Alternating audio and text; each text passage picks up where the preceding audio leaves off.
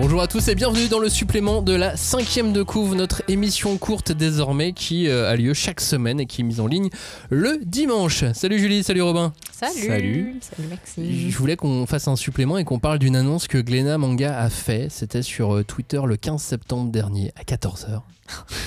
Ils écrivent annonce en gros et disent: nous sommes très heureux de vous annoncer la réédition en grand format de la toute première série de Hiro Mashima, Rave. Yes, le tome 1 est prévu pour avril 2024. Notre travail de sapeur a payé.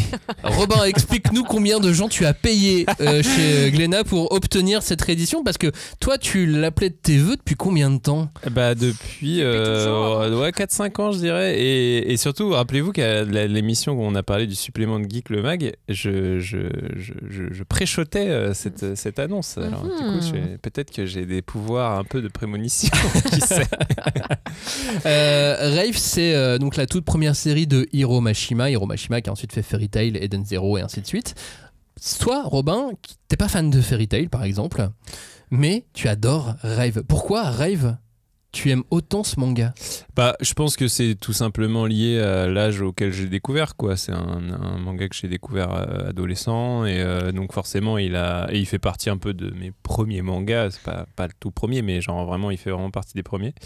Et donc je pense que c'est essentiellement pour ça. Après, je trouve que c'est un manga, on l'avait un peu dit pareil dans l'émission sur le magazine Geek, mais c'est un manga qui met un petit peu de temps à se mettre en place, et où les 8-9 premiers tomes sont un petit peu poussifs, on va dire, en tout cas où t'es pas encore vraiment dans le groove, puisque ça s'appelle Groove Adventure, mais je trouve qu'une fois que ça se lance vraiment dans la deuxième partie, on va dire, là ça devient vraiment un vrai shonen neketsu épique, avec tous les bons ingrédients qu'il faut, et des morts. Et ouais, non, et puis des moments dramatiques. J'ai pas malin. dit des morts, j'ai dit des moments dramatiques, des personnages charismatiques, de l'humour, enfin vraiment tout ce bon dosage, avec oui un peu de fanservice évidemment, mais genre en fait tous les trucs tous les potards qu'il a un peu poussé trop loin effectivement dans ses séries suivantes, là je trouve qu'ils sont à un niveau très bon, et ouais, ça fait vraiment, c'est une œuvre assez complète et vraiment très très cool, quoi. Donc ça me plaît toujours, et genre vraiment je suis ravi de comment dire, me projeter dans la relecture de cette œuvre à l'aune de la nouvelle édition, quoi. Et puis en grand format surtout, parce que tu vois, on en discutait avec Cagnard la dernière fois, il a du mal à lire maintenant, tu vois, il commence à être un peu trop vieux, donc le balance.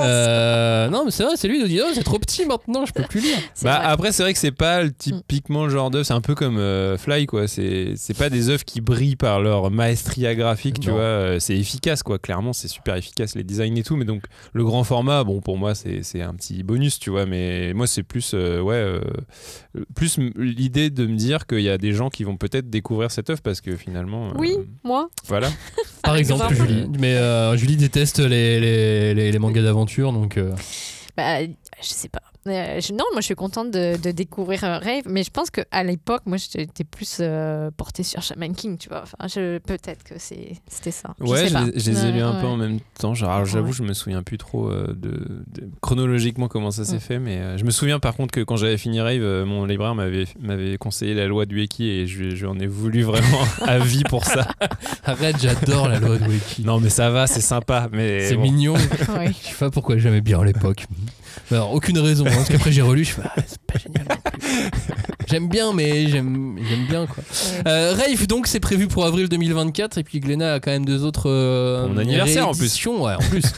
Ont quand même deux autres, puis ils l'ont annoncé le jour du mien, comme par hasard, tu vois. Deux autres éditions qui là sont sur la fin de l'année, c'est Crying Freeman qu'il faut pas rater, et 2001 Night Stories qui est aussi excellent de Hoshino. Voilà, ça fait partie des quelques rééditions à ne pas rater. On en parlera aussi des rééditions au début de l'année prochaine. C'est la fin du supplément, on vous remercie de nous avoir écoutés. On se dit donc à la prochaine émission pour parler de Naruto. Si vous n'avez pas écouté la précédente, c'était sur les ventes de manga. Ciao, merci, salut. Salut.